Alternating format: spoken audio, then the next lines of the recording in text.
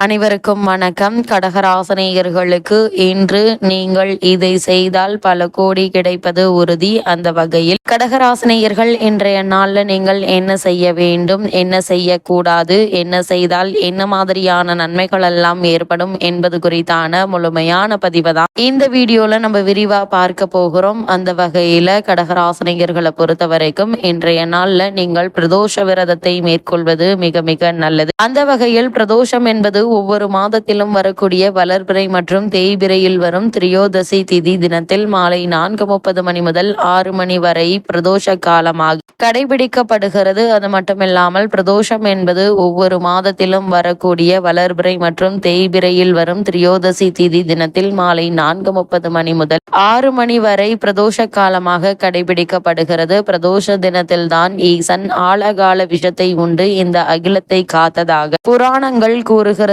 இதுவே திரியோதசி திதி சனிக்கிழமையில் வந்தால் அது சனி மகா பிரதோஷமாக சிறப்படைகிறது. அது மட்டுமில்லாமல் பிரதோஷ காலமாக மாலை 4:30 முதல் 6 மணி வரை சிவாலயத்தில் வலம் வந்து தரிசித்தால் பல்வேறு புண்ணியங்கள் செய்த பலன்கள் கிடைக்கும். வசதி படைத்தவர்கள் நந்தி பகவானுக்கு அபிஷேக ஆராதனை செய்வது நல்லது. கடகராசினியர்களை பொறுத்த வரைக்கும் பிரதோஷ விரதம் எப்படி இருப்பது என்று பார்க்கும்போது தினமும் மாலை 3 முதல் 6 மணி வரையிலான நேரம் பிரதோஷ காலம் என்றே குறிப்பிடப்படுகிறது. இதற்கு நித்திய பிரதோஷம் என்ற பெயர். திரியோதசி திதி துவங்கியதிலிருந்து உபவாசம் இருந்து சிவநாமங்களை ஜபித்து கொண்டிருக்க வேண்டும். அன்று மாலை சிவன் கோவிலுக்கு சென்று சிவ தரிசனம் செய்த பிறகு உணவு சாப்பிட்டு விரதத்தை முடிக்க வேண்டும். இந்த பிரதோஷ விரதம் அப்படின்னா என்ன என்று பார்க்கும்போது பிரதோஷ விரதம் சைவ மக்களால் கடைபிடிக்கப்படும் சிவ விரதங்களில் ஒன்று. இது ஒவ்வொரு மாதமும் வளர்பிறை தேய்பிறை ஆகிய 2 பட்சங்களிலும் வருகின்ற திரியோதசி திதியில் சூரியன் மறைவதற்கு முன் 3:45 நாளிகையும் பின் 3:45 நாளிகையும் உள்ள பிரதோஷ காலத்திற்கு சிவபெருமானை குறித்து அனுஷ்டிக்கப்படும் விரதமாகும். இந்த பிரதோஷம் அன்று என்ன செய்யலாம் என்று பார்க்கும்போது இந்த நாட்களில் அதிகாலை எழுந்து நீராடி சிவாலயம் சென்று வழிபட வேண்டும். அன்று முழுவதும் உணவின்றி உபவாசம் இருந்து திரைமுறைகளை படிக்க வேண்டும்.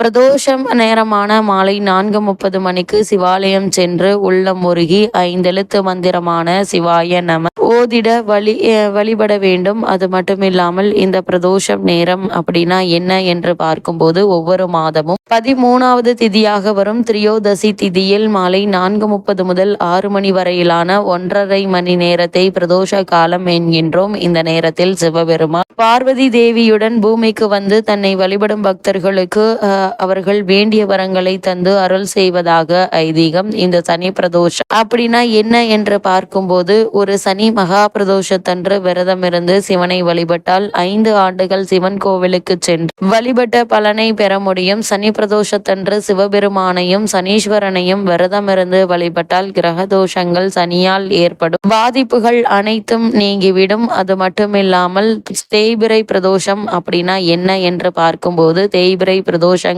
எல்லாமே விசேஷமானது. பௌர்ணமிக்கு பிறகு வரக்கூடிய சதுர்த்தி திதியை சங்கடகர சதுர்த்தி என்கின்றோம். அதே போல தேய்பிறையில் வரும் சஷ்டியில் விரதம் இருக்கிறோம். தேய்பிறையில் வரக்கூடிய திரியோதசி திதியை தான் பிரதோஷ நாள் என்கின்றோம். இந்த பிரதோஷம் எந்த திதியில் வரும் என்று பார்க்கும்போது மாத பிரதோஷம் பௌர்ணமிக்கு பிறகு வரும் கிருஷ்ணபட்சம் என்ற தேய்பிறை காலத்தில் 13வது திதியாக வரும் திரியோதசி திதியே மாத பிரதோஷமாகும். இந்த திதியில் மாலை நேரத்தில் பானலிங்க வழிபாடு செய்வது உத்தம பலன்களை தரும். அது மட்டுமில்லாமல் இந்த ஞாயிறு பிரதோஷம் அப்படின்னா என்ன என்று பார்க்கும்போது சூரிய திசை நடப்பவர்கள் கண்டிப்பாக ஞாயிறு அன்று வரும் பிரதோஷத்திற்கு செல்ல வேண்டும். இதனால் சூரிய பகவான் அருள் நமக்கு கிடைப்பது மட்டுமில்லாமல் இந்த திசையினால் வரும் துன்பம் விலகும், பிரிந்த குடும்பம் ஒன்று சேரும் என கூறப்படுகிறது. சிவனுக்குரிய வழிபாட்டில் மகா சிவராத்திரிக்கு அடுத்தபடியாக முக்கிய இடம் பிடிப்பது பிரதோஷ வழிபாடு. ஒவ்வொரு மாதமும் வளர்பிறை மற்றும் தேய்பிறையில் வரும் திரியோதசி திதி அன்று மாலை